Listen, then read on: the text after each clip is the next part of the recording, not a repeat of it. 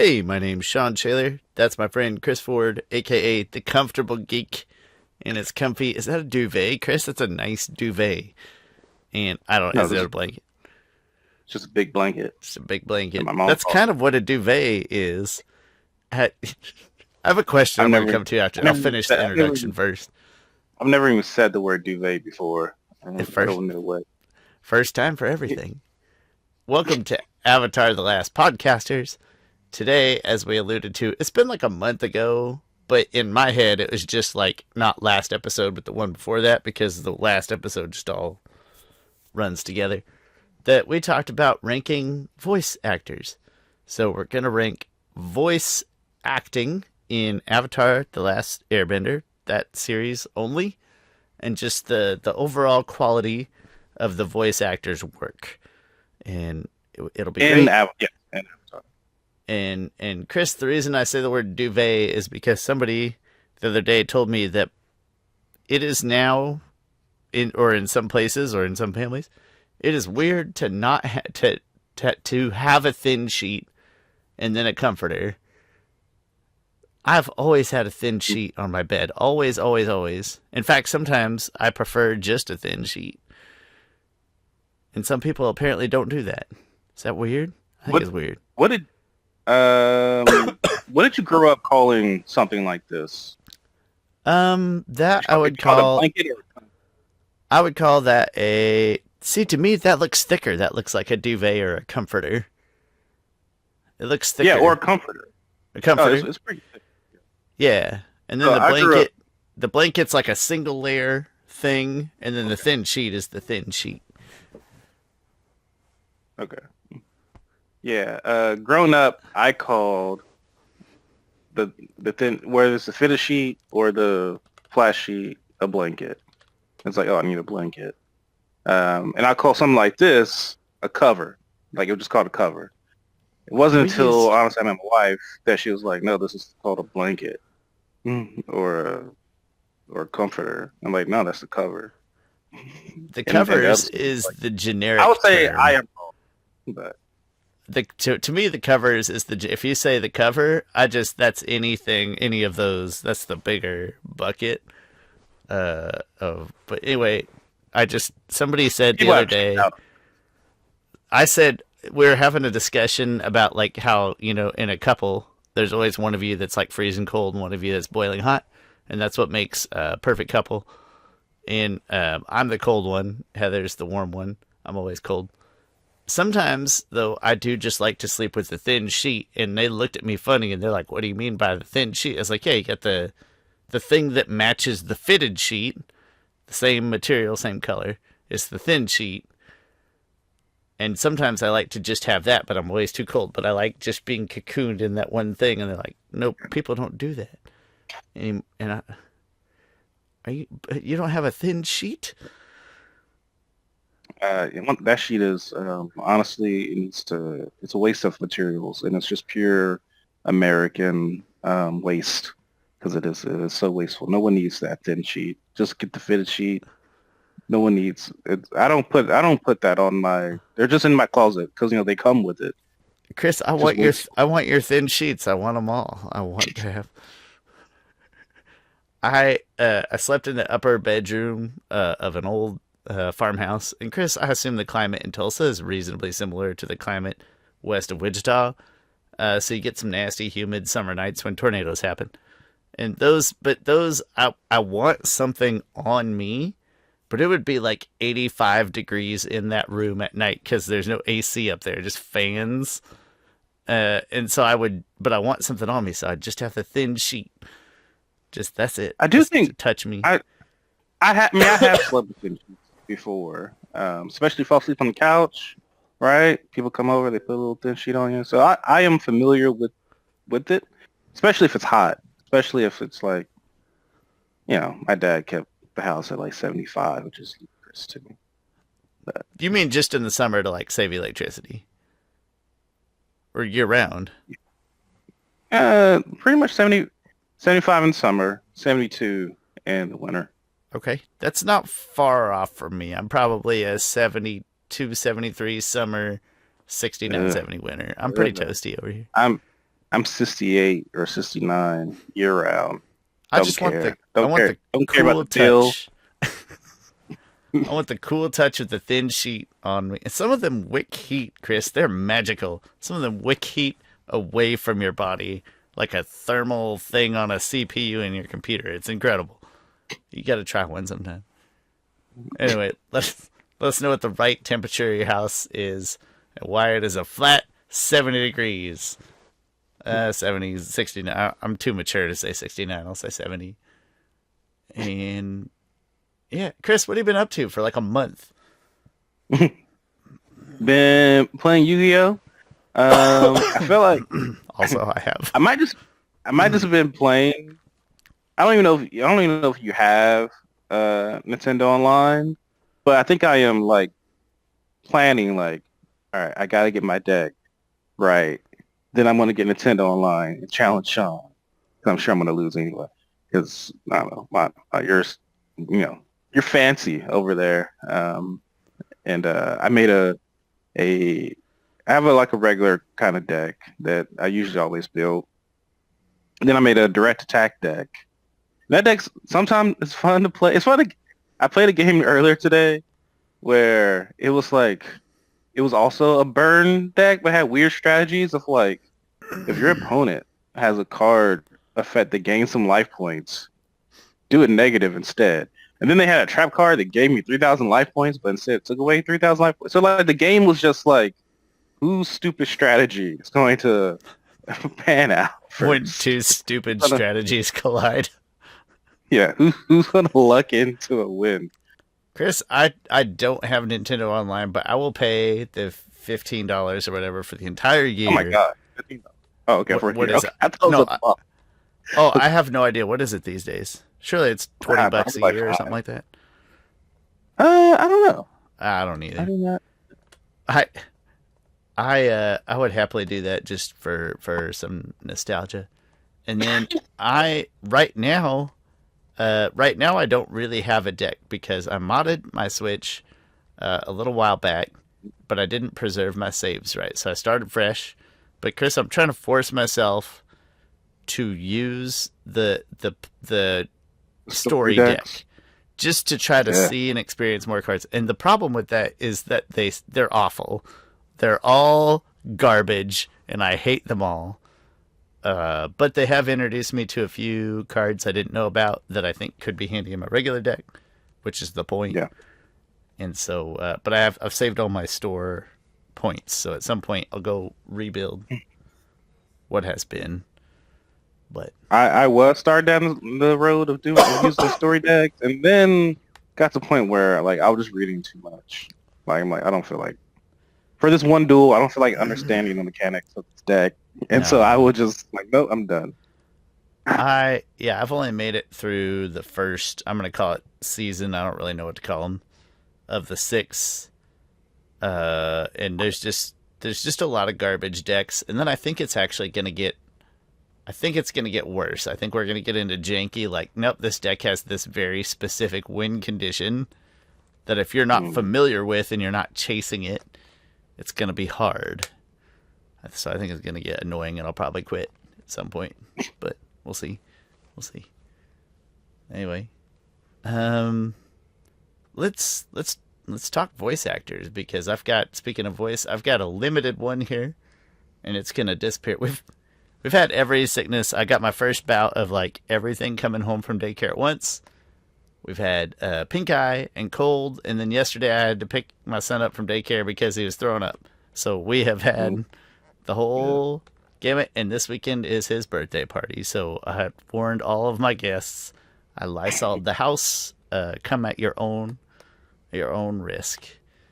But anyway, let's talk voice actors. We're gonna rank voice actors. We're going to snake from 5 to 1. Chris will do the odds first, and I'll do the evens first. And then we'll do some honorable mentions when we're done.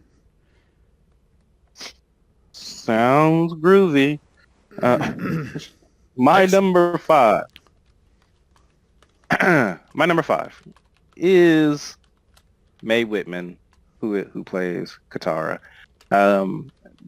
Mae Whitman, I don't want to spoil my list, but she does such a great job. It's interesting.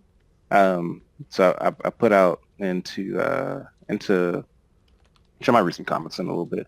I put out onto Reddit like, hey, who's the best voice actor in ATLA? And honestly, I got a lot of responses, a lot of opinions and stuff. But shout out to the Avatar Reddit. Lots of great opinions there. But someone was talking about Katara, Maywood and Katara, and how like, man, I feel like her voice acting in season 1 like isn't that great, but in season 2 and 3 it is. And like I pretty much agree with that. But it's like it's almost a testament to that character and that character, the growth that character goes on. The way May Whitman does such a great job, especially being like in season 2 and 3, she is so much coming into being that character, Katara. Like there are so many lines that I can think of. You know, the I will never ever turn my back on people who need me. That line could come off so cheesy, and she delivers it so well. She crushes it. Yeah. And then even her threat to Zuko, like I feel like Katara grew up so much in season 2 and 3, and a lot of that is reflected in Mae Whitman's voice acting. Oh, and then I have to mention, because I mentioned it last week, one of my favorite scenes, her scene with her father. Like, Mae Whitman just freaking killed that scene when she's just talking to her dad about how, you know, he went off to war and they needed them, but you know, she understood the world needed him. Like, she just killed that scene so well. I'm going to preface my list by saying that, like, a criteria is obviously it's a subjective, nebulous criteria that I'm using here, but I tried to think of like who keeps me immersed, who makes me forget that I'm watching 2D animated characters on screen and makes me feel like they're a real person, and that was my informant as I tried to make this list. And my number 5 was Jack DeSena. He does a great job of.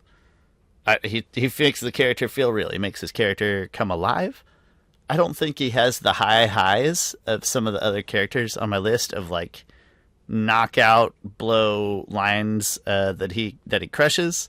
He has some scenes that he does really well, but I don't think he has kind of the high highs. But he sells the character beautifully well. Yeah, I mean the thing is, I think and Jack is the thing about Jack that he does so well as a voice actor is, you know, some of the improvisation.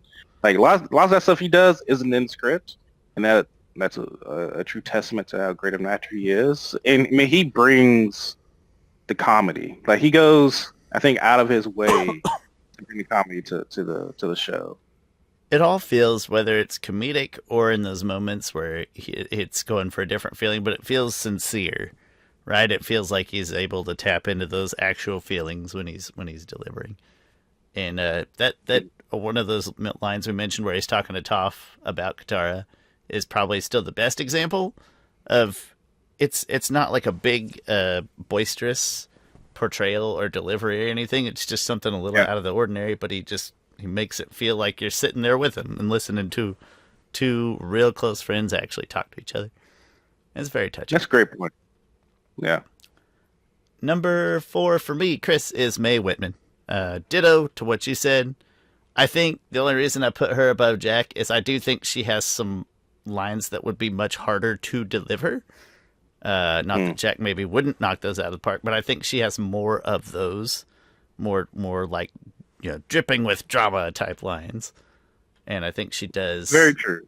Does a great job. So that's really the only thing that I split between those two, and why they make a great brother sister pair because of their independent performance, and then because you buy their relationship with each other too. I felt like they needed to be right next to each other somewhere in the list. Yep. It is terrific. My number 4. So, you know, you're talking about your kind of criteria for this list. One of the things I was considering when making this list of, can I imagine another great voice actor doing the same role or any other voice actor doing the same role, like, is this person's role in Avatar just like, no one, it'll be hard to touch this person. They It'll like be make hard it. to They make replace it this person. special. They impart their selves into it. Yeah. And it's funny. Oh, that actually probably contradicts my number one. But my my dang it, now I'm spoiled. My number Yeah, that four. was a bad spoiler. My number four is there's many reasons why I make these other things into consideration. Sure. And number four is Gray Delisle as Azula. Uh, she's just so one thing. She's a freaking legend. It's probably the first like legend on my list. I mean, Gray Delisle. Geez, like what has she not touched? You had me at Icky Vicky. Yeah, I mean, she does, and like all these things sound in her range, like Catwoman, Icky, Vicky from Fairly Odd Parents. Gosh, now I'm blanking on all the Yeah, I'm different too. things she's done. But like your whole She also voiced childhood. Police- Yeah, she also voiced Ming Hua in Legend of Korra. But Gray does such a great job in this character. Like the snarkiness in her voice, the superiority in her voice, just like she just freaking nails it. She's so good as Zula. Like man, like when I just the times that she's been being manipulative. Like I'm not sure that like May's great, but like if May Whitman was trying to do the same thing, I don't know if I could buy it as much with as Gray does it. Hmm? Yeah, and we talked before last week about how she was so good in that last scene where she's crying and breathing fire. Where she's losing it, yeah. Yeah. But that scene, yeah. you kind of said it with May and the other scenes. That is a scene that would be just really awkward and uncomfortable cringe if it was not delivered well. Yeah, but it's not. It's perfect. Mm-hmm. No, just love it. Yeah, that's it. That's not it. That's my number 4. Yeah, hit me with your 3. Oh yeah, I forgot we're snaking this. My number 3. I feel bad because I was like, oh, let me look up because on the Reddit thing, I was like, let me have a picture of the cast. Just go to IMDb, pull up the cast, and I saw a name. Like I already had my list created, or at least had the people in the list, including honorable mentions. I was like, holy crap, I forgot that name, and this name totally deserves to be on this list. Not only, but needs to be high up, and that is because no one else on the planet could probably do what this actor does, and that is D. Bradley Baker as every animal in That's incredible. in the Avatar verse. That's as well incredible, as and I didn't think of that. And I always forget the nomad's name. Chong? I always forget, even though you cosplayed as him. Oh yeah, Chong. Yeah, you're right. Okay. And he does a great job in that too. I have to always think. I was like, well, it's not Cheech, but it's Chong. It's not all Cheech, right. yeah. And he's even good in that role. It's like, hey, don't freak out what I'm about to say. But I think that kid's the Avatar. The kid might be the Avatar. Yeah. But one thing, D. Bradley Baker is an avid supporter of the arts of voice acting. He has a whole website of like, I want to be a voice actor.com to like coach people and stuff to show them how to be a voice actor. So he gets kudos for that as well. But no one else could do what he does. Like he brings life to every single character in the show. While he doesn't, get those, juicy lines and stuff like that, it is still quite the achievement that he has to bring these characters, these animals to life. At least he gets to star in a whole episode. He got to shine for a moment. Yeah. I didn't think of that at all. That's brilliant. He's not on my list. I'll spoil that part, and I'm embarrassed. That's sad for me. Good. Chris, my number There's three. My number three is Gray Delisle. All the things that you said, and she's probably what's the word? I'm gonna call it like a charisma, and it's basically what you just tried to describe. I just trying to put a word to it. There's just a charisma or something, a je ne sais quoi that she has. je ne That sais quoi. yeah, it stands out just from any other character in the way that it's acted in the show. It jumps off the page or off the TV, and she is perfect for that role in the same way that she's perfect for Icky Vicky. I'll say the only thing that keeps me from going just a little higher, I mean 3, right? It's no slouch.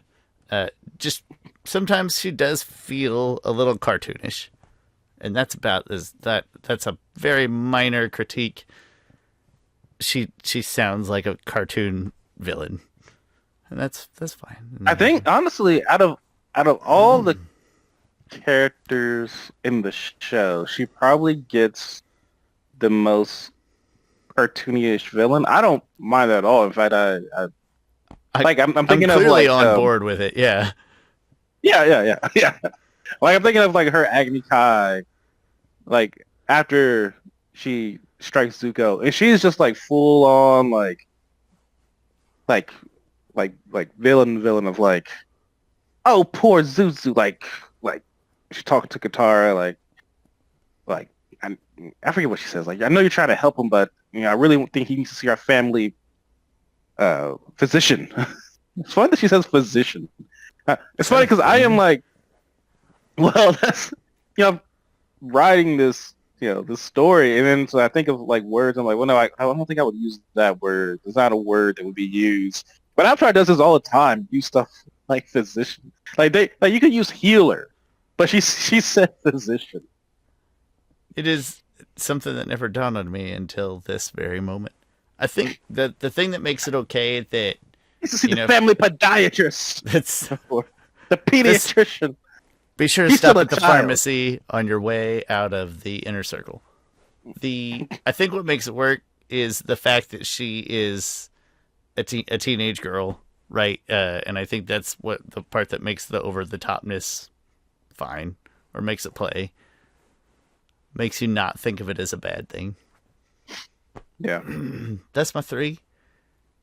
My number 2, my number 2 is Mako for obvious reasons. He he doesn't have super. I'm going to keep calling him high highs, but I don't know what else to call him. Mhm. He doesn't have a ton of super duper intense lines, but hey, the ones that he does have, he knocks out of the park, and it's such a dramatic extreme from the rest of his character. Like whatever you do to that fish, I'll spirit, I'll inflict on you tenfold. It's such a That stretch might be from. his. Yeah, go ahead. Say that might be his. That might be his loudest kind of line delivery. Mm? Everything else is kind of just like it's here, but yeah. Sorry, go ahead. No, that's the point. Is it's such a far cry from the rest of his character, but it still sells it, and maybe even more so that it's so far away from the rest of his character. Or other times, even when there's like tension or something, he's still here, but he still sells it like it's here. When he's talking to Zuko, he's still pretty well here. Like he's wavering just a little bit, but it's like he doesn't have to change tones to make me feel all these different extreme emotions. And I can't explain why, but that's what Iroh needs. That's the perfect Iroh. And so, yeah, he's great. He's my number 2. Enough said. Yeah, he's good. He's pretty good. It's pretty good. Not on my list, but he's pretty good. My number 2. My my number 2. Now, part of being Chris Ford, aka the Objective Geek, is knowing when you're not objective, but maybe you are objective. I don't know. But it's knowing your potential biases. And if I look around this room, I'm staring. Gosh, I'm staring straight at things that Mark Hamill has voiced. And 'cause I'm a huge Batman fan, and my love of Batman starts with Batman the anime. I won't say it starts. One of the biggest starts was Batman the animated series, and Mark Hamill plays a small character called the Joker, who he has voiced for about 30 something years in various incarnations. And so I do have quite the attachment to that character. But that being said, he's so freaking good. And the thing is, he probably has like a tenth of the lines that everyone else does. Maybe not even that. Maybe a fifth of everyone else on this list. Maybe a fifth. Yeah, like I know, right? Like, could be less. It could be somewhere in between a fifth and a tenth. It's a small percentage. Yeah. I'll give you that much. Like if I compare, okay, well, okay, I should be able to do this math real quick. Aang is in Zuko's in about every episode. But even when he's in an episode, he rarely dominates the narrative. That's also true. So even the episodes that he's trying to I'm trying to like do a formula in my head of what percent. If I took Dante Bosco, right? Let's say Dante Bosco is in 55 episodes, and when he's in an episode, he's in half of that episode, right? So now we're going from that to a guy who is in 15 episodes. Not even that much. Probably because he's in The Storm. He's in the finale, and he's in like season 3, episode 1. Sprinkling of others. So I would say probably on the safe side, 8. So Chris, it is easily 10% of the other characters, if not a little less. Yeah. So if he's in 8 episodes, but only speaks about 25% of that episode, right? And that's being generous. While Zuko speaks half of every episode, he's in. Yeah, that's less than 5%. Yep. The point where you're going is the point that I like, though, is like when he appears, this villain could suck, and we have talked about how this villain on paper isn't great, but when he is on screen, he works because it's Mark Hamill, because Mark Hamill is delivering it. To your point, Chris, cannot think of another person who would have this same kind of impact on his role. I don't think another person would make me feel immersed or that this villain is anything but just a distant placeholder. His presence still feels real to me even when he's not on screen because he's so well delivered. He's great. Yeah, like I don't think there's a single pull your mic down. Pull your mic down. Thank you. I don't think there's a single bad. Well, there's a few bad scenes in that. I don't think there's a single not great scene with him in it. I'll say that. Like, man, when the eclipse happened, it's like, and Zuko gets that great speech, and Zuko's like, "I'm done." Like, and then he goes, "Coward! Like, you only address because it's a fool, because it's an eclipse, in the movie Eclipse." And then Zuko starts to walk away, and he's like, "Don't you want to know what happened to your mother?" Like, man, he's so, like, I just wish I could. There is not enough. I don't think there's a single video of Mark Hamill doing voice acting for Ozai, which I'm sure there's a video out there somewhere that exists. Like, on the Avatar's 30th anniversary, maybe they'll release a bunch of back behind the scenes stuff. It's just gonna be us watching Mark Hamill speak lines. Yeah, and then the line we talked about last whatever week. Go ahead. There's a similar thing too. We talk about Iroh always being here, but selling you on whatever emotion anyway. Ozai doesn't get too far off of his like normal tone or pitch either. There's just a cadence and a sort of a potency to his delivery that he doesn't need to. He doesn't have to like raise his voice a whole lot or get too like desperate sounding. It doesn't matter. It still works. Yeah. Yep. And then his other line we talked about last week when he's talking to Aang. The one of those two don't talk much together. Where he's like, after generations of Fire Lords failed to find you, now the universe delivers to me as truly an act of providence. Such a good line. It's so freaking cynical, Chris, and egotistical. If you flip that on its head, like if you reverse it, it sounds like somebody arriving to the gates of heaven, and Peter is just you know what I mean? Like, it's a line that could be the most evil or the best sounding thing ever. Obviously, he makes it evil. Yeah. So good. Yeah, Mark Hamill. He's great. Chris, I'm gonna jump in and just say my number one's Mark Hamill. That's ditto to the things that you said. He's great. This villain, you know what? This villain would be bad if what delivery there wasn't great. He would be a bad villain, or at least an uninteresting one. Anyone else? Man, I wonder what is the history behind him getting cast? Like, I wonder if it was an accident or, man, I don't have, out of all the Avatar interviews and commentaries I've ever found, I don't think I can remember a single one of them talking about why they casted Mark Hamill. Though, I mean, I'm sure that Andrea Romano, who is the voice actor, I'm sorry, not the voice director of so many legendary cartoons, like Batman the Animated Series, who she worked with Mark Hamill on. How did that happen? Like, she was just like, hey, I got this show, Nickelodeon. Or was like Mike and Bryan like, you know who would really be good for this voice? Because every now and then I'll hear them talk about other characters. And they're like, oh yeah, we were thinking about like a voice like this person. Like when they casted like Mick Foley is the Boulder instead of getting the Rock. Well, I think they tried to get but like it was either Ron Perlman as Fire Lord Sozin or oh my gosh, Clancy Brown as Long Feng.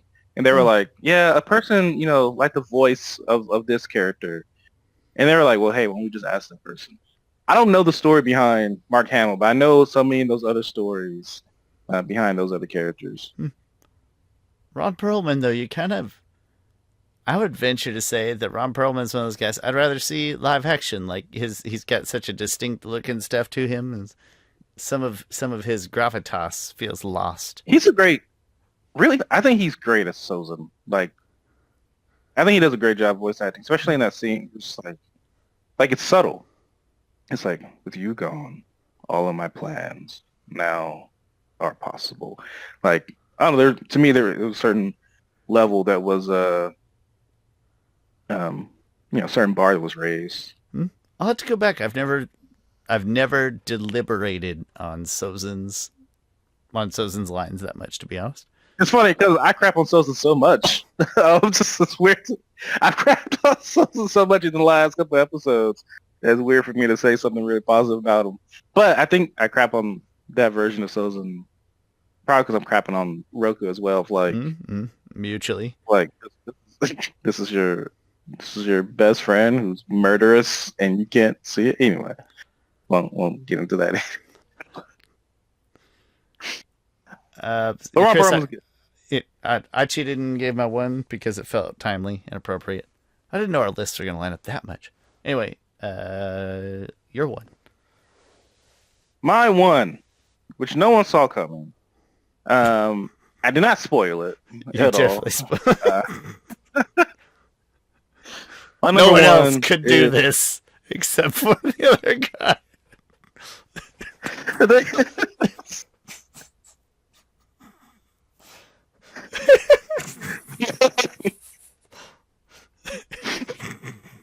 In my defense, Greg Baldwin. What? He's not my number one. Greg Baldwin. Okay, that sounded mean. I love Greg Baldwin, by the way. He does a great job. But Greg Baldwin, Greg Baldwin, who is the voice of second voice of Iroh, still doesn't spoil who my number one is. Greg Baldwin, who's the second voice of Iroh, after unfortunately Mako passed away, has said all the time, he's like, I'm just a fake Mako. I'm just fake Mako. Like he went in and he's been Mako's essentially understudy. Like, even in Samurai Jack, he replaced, because Mako voiced Aku in Samurai Jack. He replaced him in that as well. So his voice, I think, is just kind of tailor-made to and I think he also dubbed him in some foreign film, dubbed over the voice that Mako did. I might be misremembering something. Anyway, number one is Mako. He did amazing job as Iroh. Everything he said, plus more. You know, it is a testament to his voice acting that he doesn't have those scenes where he can choose scenery, right? Like, everything is a little more subtle. He delivers it all with such sincerity, such heart, with such just genuineness. And a lot of that shines through in seasons 2 and 3. Season 1 has so many great stuff in it. In a way, sorry, he's not he's a side character. He's a side character that, through great writing and great voice acting, is most people's favorite character. Which, I don't know, I'm sure it's been done other places too, but you don't, when you think about Avatar: The Last Airbender, you probably think about Iroh very quickly after that, but in the end, it's just because of the way that Mako brings him to life and makes him feel so real and tenable. And you want to be Zuko. You want to be with that guy, be his companion, especially early on when Zuko's being a little shit. And yeah, but I can't stress enough, like, he's not the protagonist or the antagonist. He's another character that's making you feel those feelings. Yeah, I mean, we can talk about how great he is and tells about Sing Say.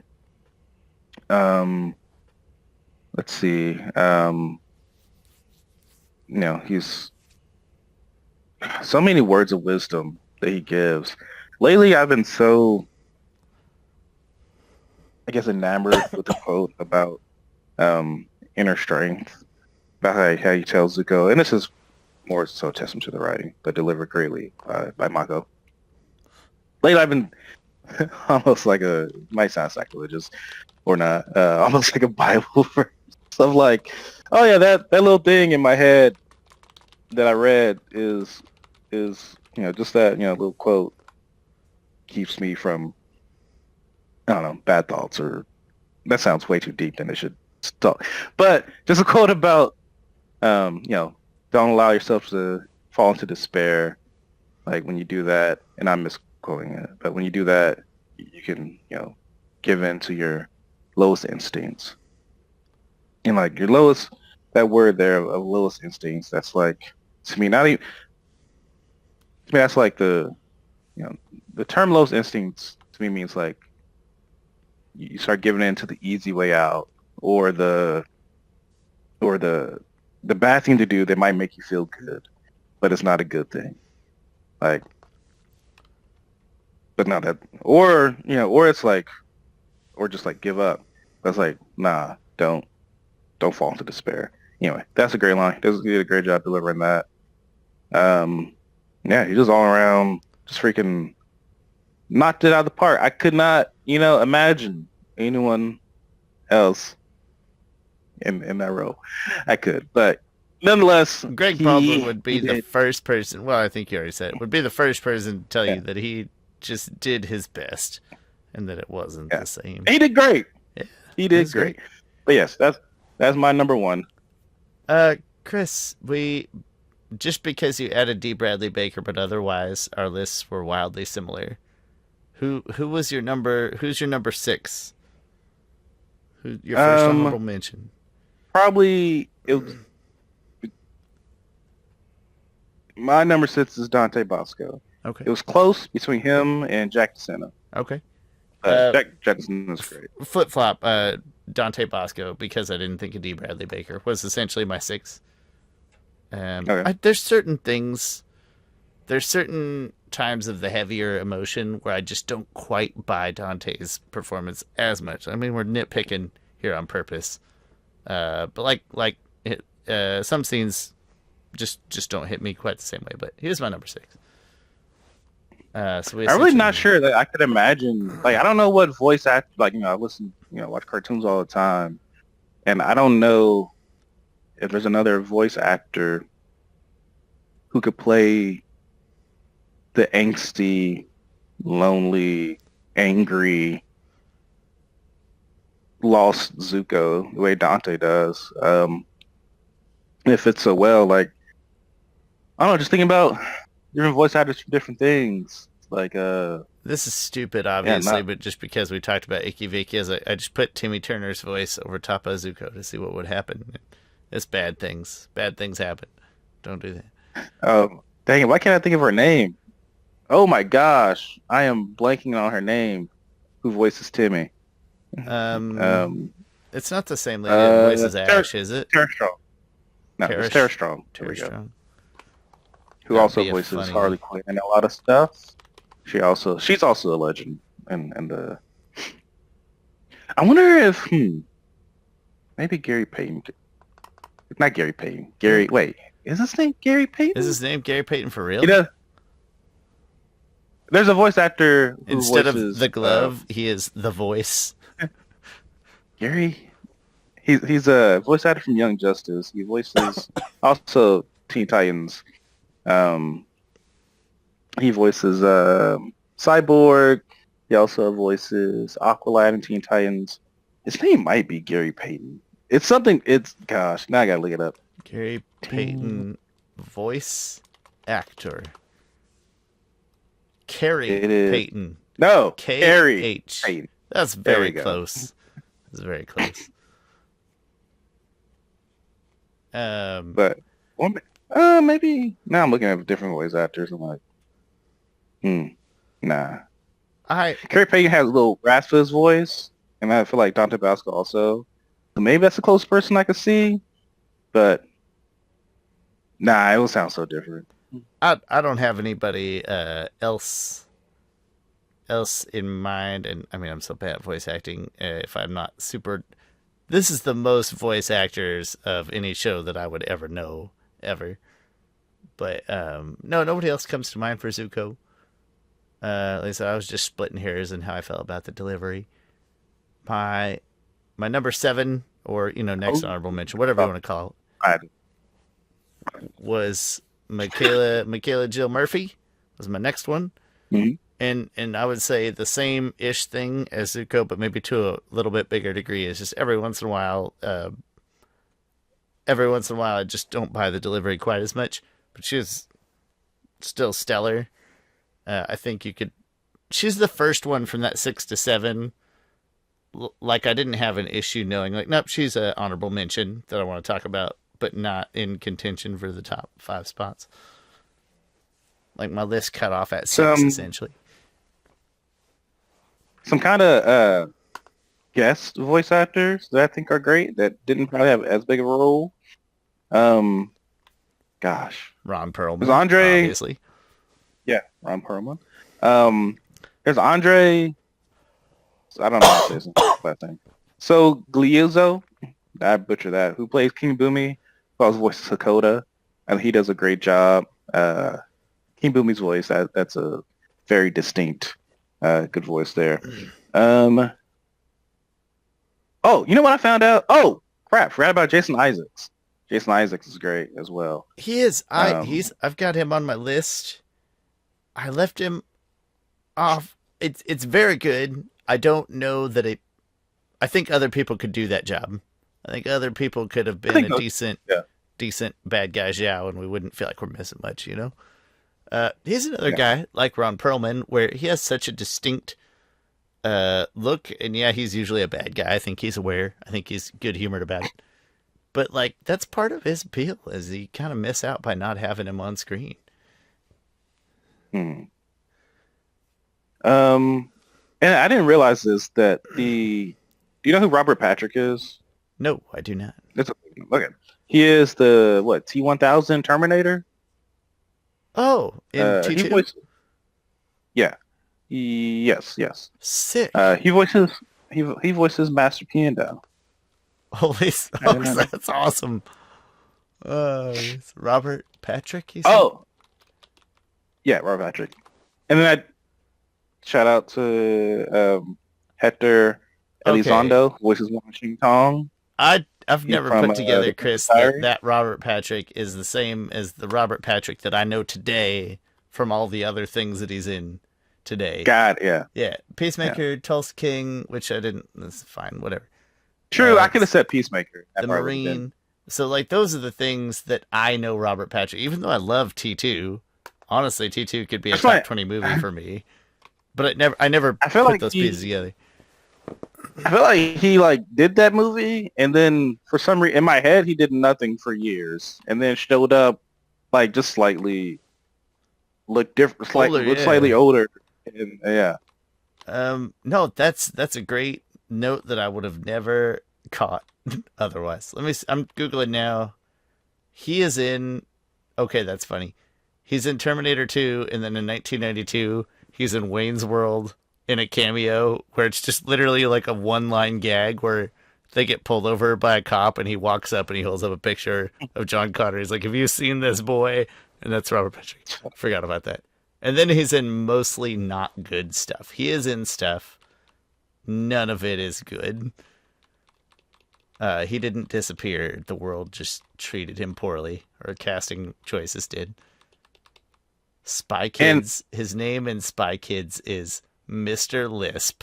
Chris, I don't know who that is. I know it's either a bad guy or a really mean way to point out a different ability yeah, somebody has.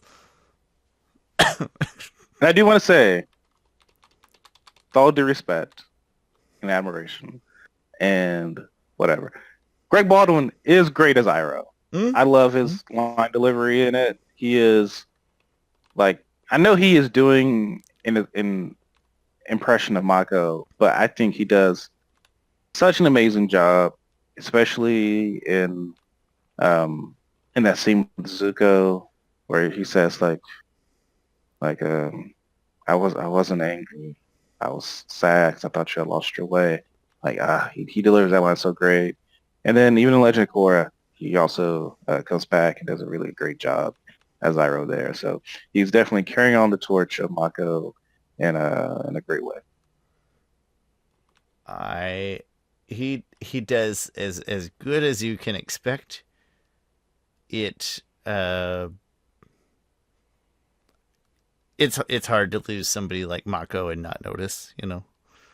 That's all. True. You do notice. Yeah. It's not Uh Fun fact, Chris, Robert Patrick also in 2 episodes of The Batman in 2008. hmm. It didn't say who. It just no, it does. Qatar Hall and Hawkman, Oh, okay. 2 episodes. Yeah, that's one person. In 1 episode of Psych, which is that TV show I like. This okay, he's actually been he's in Community. He's Oh, some like in respect. he's in one What? episode of all of my favorite shows.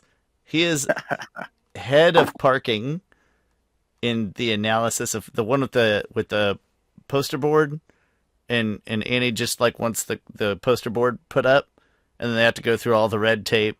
They have to like disable firewalls so the janitor staff can watch porn, and they have to get rid of bulletin boards, and it's a ridiculous episode. And he is the head of parking, and I can picture him in there. He's in one I episode can't. of all of my favorite shows. Literally, that's amazing. That was his goal. That was his goal. Shawn loves these shows. Also, I'm going to do 1,800 other shows that he doesn't watch, just in case. Yeah.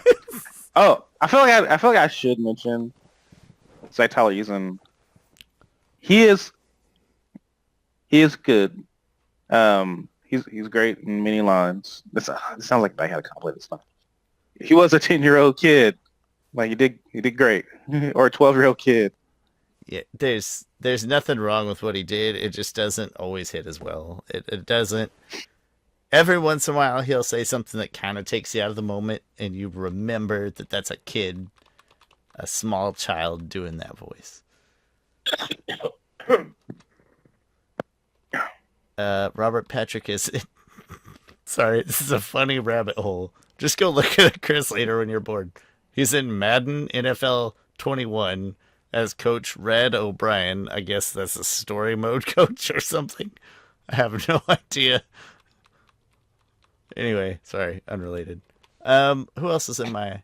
Oh, like I said, I've listed Jason Isaacs just to shout him out.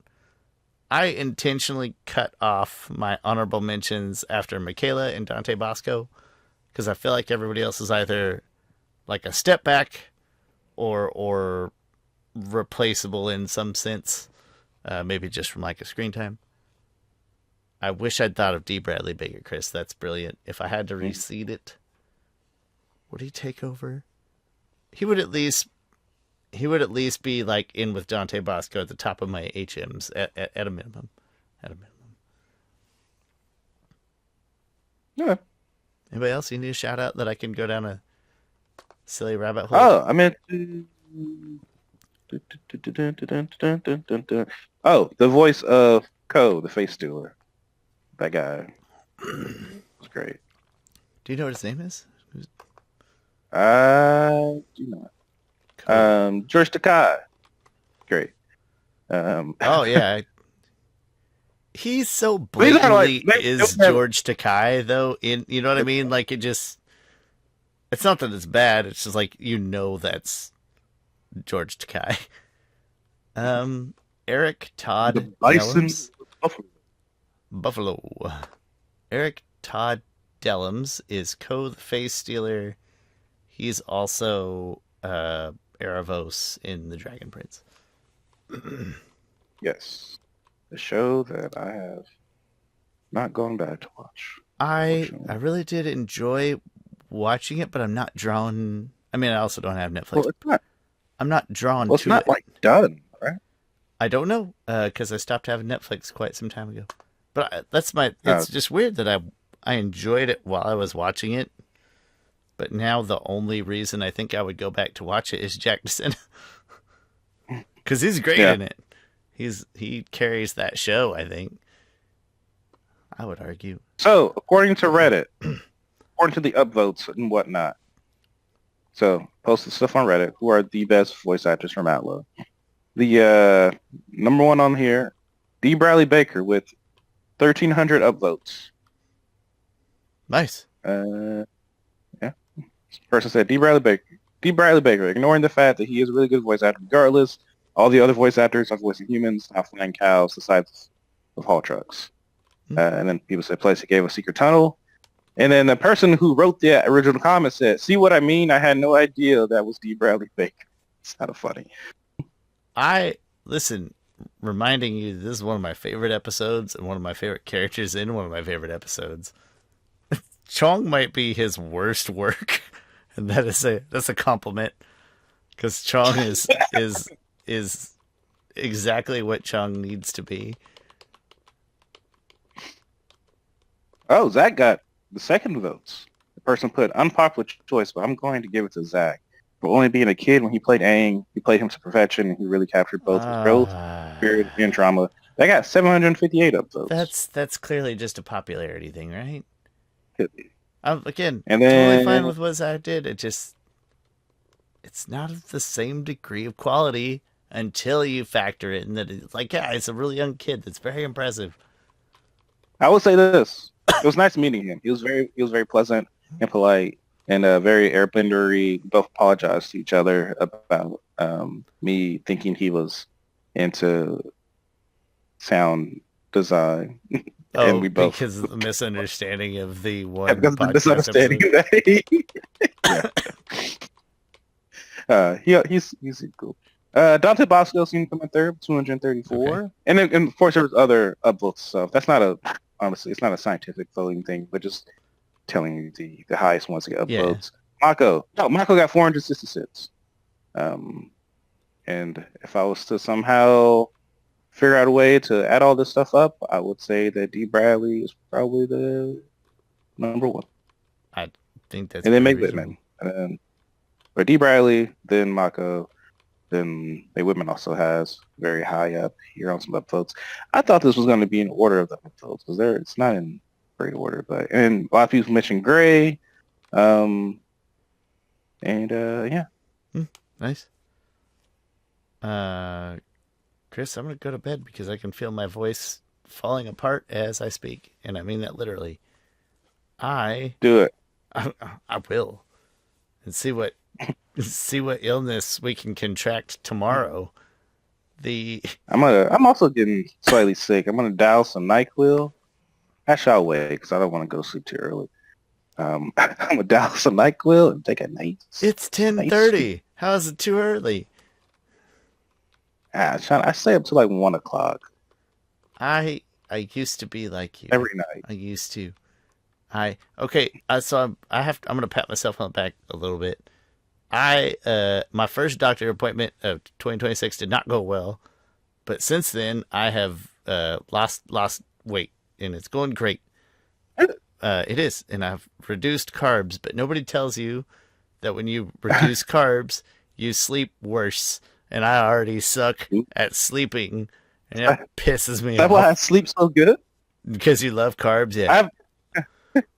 I have my AWV. That's insurance talk for annual wellness visit. Okay. But I have mine next week. Yeah, it gets you and the reduced rate. You know what I mean? The AWE. Yeah, I have mine next week, and I just know she's gonna be like, "You need to lose weight, and your cholesterol's a little high."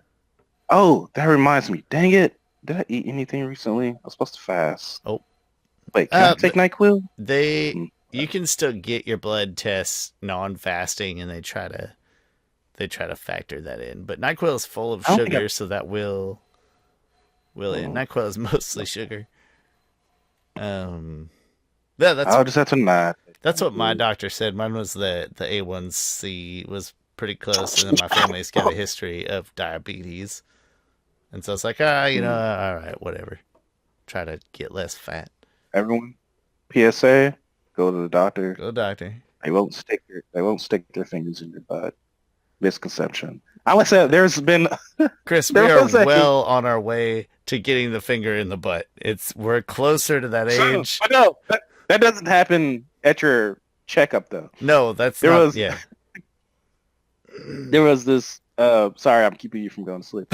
There was this content creator / comedian, Kev on Stage, who just posted, hey, he did this last week. Hey, just had my annual wellness visit. I don't know if he said that, but I'm saying black man, because he's black, and also black men tend to have they're high risk for certain things, and they're also oftentimes don't go to the doctor as much as other demographics do. I said, hey, black man, make sure you go to the doctor, get checked up. And then people in the comment section who are either uneducated or whatever are just like, homie got a finger stuck up his butt. Now he wants us all to have a finger stuck up our butt. And they were just like, nah, just work out. And that will help you avoid the doctor. Like, they were just saying all these stupid things of like, and he was like, well, first of all, y'all don't know what happens at your regular checkup. They do not stick fingers up butt at your regular check-in. None of that whatsoever. And he was like, there's a beautiful big window of time from like high school to 40 where your balls don't get fondled and your butt does not get touched at your regular checkup. Can confirm. That's true. But there's just like so many of these like misconceptions and people out there saying like, nah, man, just work out and eat right. It's like, no, you could do all those things and still have issues. So you need to go to the doctor, especially early on. That's how you prevent things. I'm reasonably active, at least as active as the average person.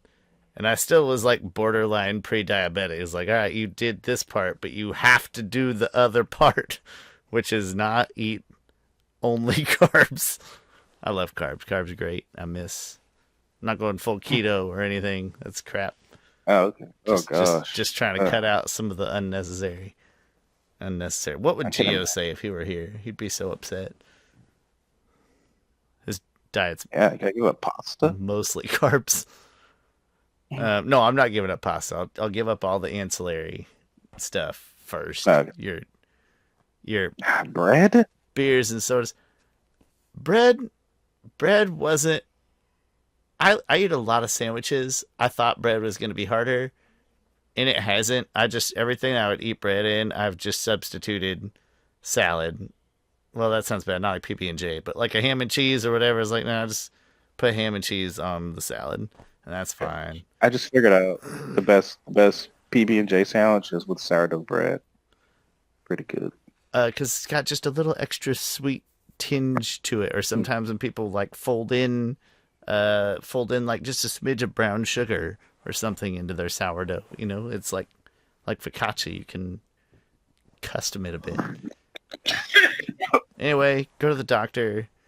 Losing weight's diet and exercise, unfortunately for me. And that's Doctor Time with Chris and Shawn. Thanks for watching Avatar: The Last Podcasters.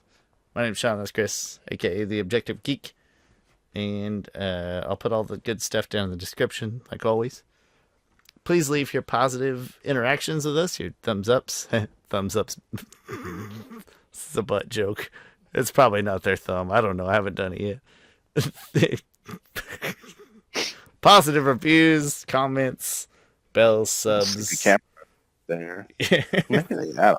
I have no idea, and I don't want to know until I have to know. I mean, I do know a colonoscopy is with the camera. Oh, is it like it's like the camera on a cord stick thing? Yeah, it's wild. The only thing I know about colonoscopies I learned from John camera Mulaney. Condom on. Not going raw. Good. It's not like a full disposable camera. No, all my medical not colonoscopy, that check knowledge is from You look John different. Mulaney. Let's do it. And I think about that every time I get on airplanes. Anyway, yeah. Sometimes I get nervous on airplanes. Just go. It's one of my favorite bits of all time. Absolutely. And he was wearing glasses to show that time had passed. All right, we'll see you next time. Have a good one, everybody.